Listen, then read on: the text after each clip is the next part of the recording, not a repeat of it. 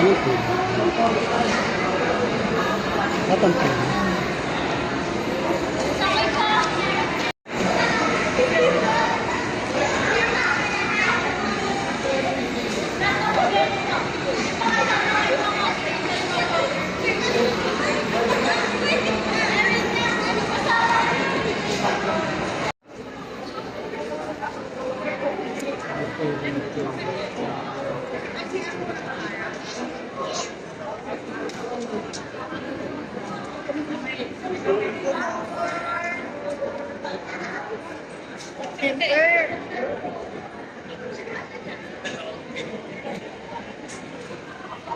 So, hindi ko alam kung lahat ito nakapila sa Cinema 4.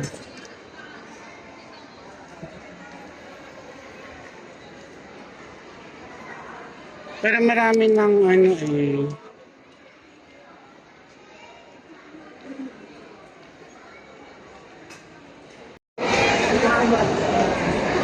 So guys, letter K. Yeah, I'm looking for my seat. K20. K20. Huy, sundin nyo yung number nyo. 20, ayun.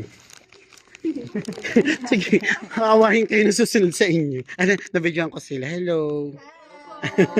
So yun, nakita ko na yung aking chair. It's K20.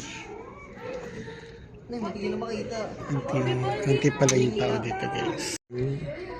Konti pala yung mga tao.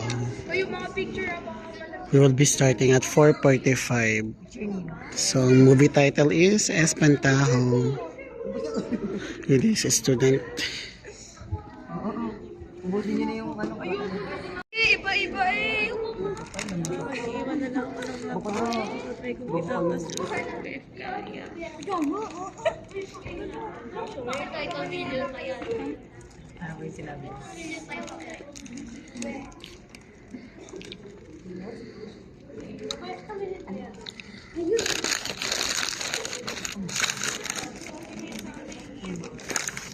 Bawat! Nandi na lang yan. Yung ginawan pa kita.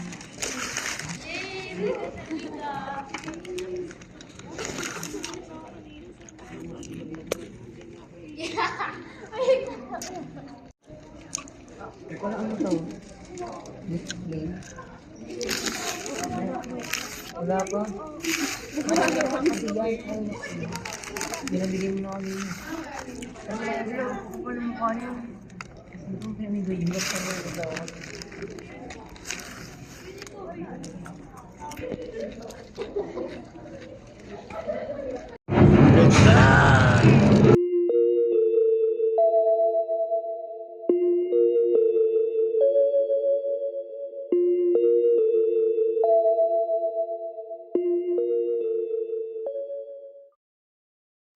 Ayun, good evening, beloved Tubicians. So, nandito na tayo sa part na, yung trailer na yan, na nauna is, kinuha ko lang siya sa YouTube, tapos kinat ko.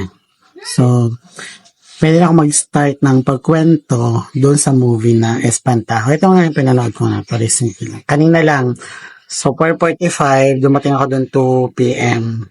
So, medyo nagdakotsa-lakotsa pa ako doon. So, it's saan ka lang ba? So, 340 ticket price. Yun. So, yun nga, nagandahan ako sa movie. Pero, hindi naman ako mag-i-spoiler. Hindi ako mag-spoiler. Nakakatawa ko lang kung ano napanood ko. Pero, hindi ko naman na lahat eh. So, yun. So, to begin with, nakita nyo sa trailer, bago doon sa libing na yun, nauna pa yung nasa bed, yung father ni, Judy Ann. Tapos yun. Then, ayoko maano. Si Judy Ann pala ay merong basta may sakit siya. Hindi ko sasabihin ko anong sakit yun. Yun. Tapos, dun sa nilibing na yung tatay niya, nagkaroon ng padasal siyam, 9 days. So, 9 days. So, umikot yung movie, hati-hati, every night doon sa padasal. No? Day 1, day 2, or night 1, night 2, etc. Hanggang umabot ng sa ikasyam na araw. Tapos, ito pa lang si Judy Ann, ang jowa nito, ang asawa nito ay si JC. Si JC Santos. Ayun. Tapos, may anak sila, yung isa, yung bata, na. So, si Kip, if I'm not mistaken, si Kip yung bata. Tapos, binigyan niya ni JC ng pangontra yung bata. So, ang laman ng pangontra is red soil. Yon. Tapos, yan, nag-start na yung movie, dire-diretso. Ang unang namatay doon, yung houseboy nila. Bakit? Alamin na lang ninyo kung sino yon. Houseboy nila. Then, pangalawa ay yung mga anak ni Chanda Romero. So, sino ba isang yun? Basta, yung anak na lalaki, tapos yung babae, si Janice de Belen. Yun. So, grabe yung effect nila dun sa grabe na kamanga yung lumalabas yung mauod dun sa, basta, kay Janice de Belen. Maraming lumabas na uod sa mga body parts niya. And then, si Lorna Tolentino. At the beginning of the movie, andun si Lorna Tolentino. Hulaan nyo kung ano siya doon. Basta panoorin nyo. Nanay siya ni Judy Ann. Yun. And then, nagkaroon ng, hindi ko alam kung kung ang ilang gabi na yon kasi nung dumating na yung mga legals, yan, si Chanda kasi is asawa ng tatay ni Judy Ann. So, yun. So, kabit sila. And in turn out din pala na si Judy ay kabit din ni JC. So, panoorin nyo na lang. And then, nung gabi na yun nga. So, may mga peste. May mga peste doon. According kay Eugene Domingo, nandun siya, isa siyang albularia or albulario. So, natatawa nga ako sa karakter niya, pero seryoso siya doon in fairness. And then yun, maraming revelation, sino-sino yung mga namatay, at sino-sino yung mga natira. So, yun. Ang ending nun, kasi hate na hate niya si Monette, si Judy Ann. Hate na hate siya ni Chanda Romero. Ang kanyang, yung asawa nung tatay niya. Ayun. So, it turned out na nag-collab sila at the end. Basta, panoorin ninyo. Tapos, sino ang villain? So, Espantajo is actually a painting of the Scarecrow. So, may twist-twist pa yon. So, ang galing nga dun kasi ito pa si Chanda Romero is retired professor.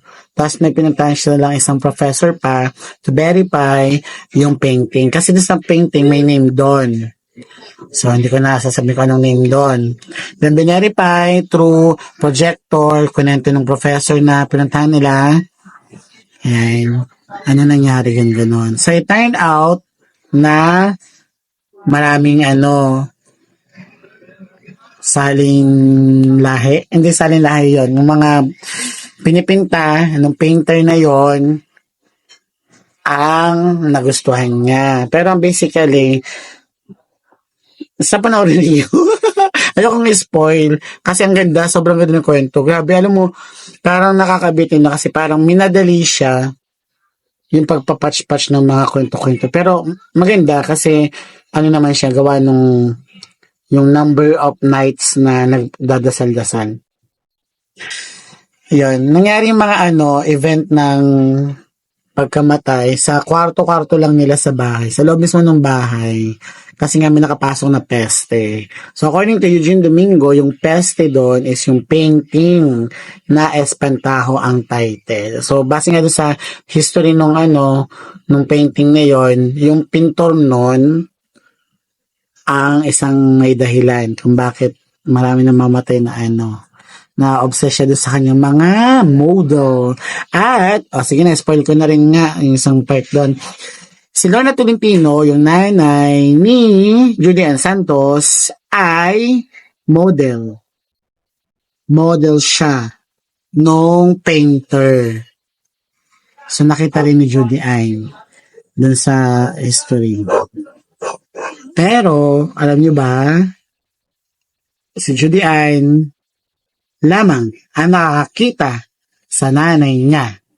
At sino yung nanay na yon? Alamin nyo na lang. Okay? So, yun lang. Medyo mahaba na, naka 6 minutes din ako. Sobrang ganda kasi ayaw kong spoil, pero ang ganda, promise. So, panoorin nyo na lang. If you're in Laguna, dito sa Calamba, SM Calamba, is 340 yung ticket. No? Worth it. Sobra. Grabe. So, ayoko na spoil. Manood na lang kayo. Okay? Worth it. Bye, guys. Tapos na.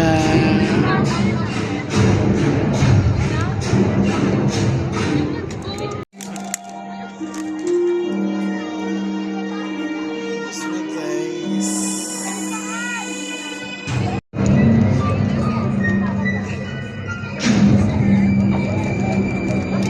Tapos na, guys. Ang ganda. Hindi siya masyado nakakatakot. Pero, sakto lang. Sakto lang. I-exit na. Hindi sila natakot.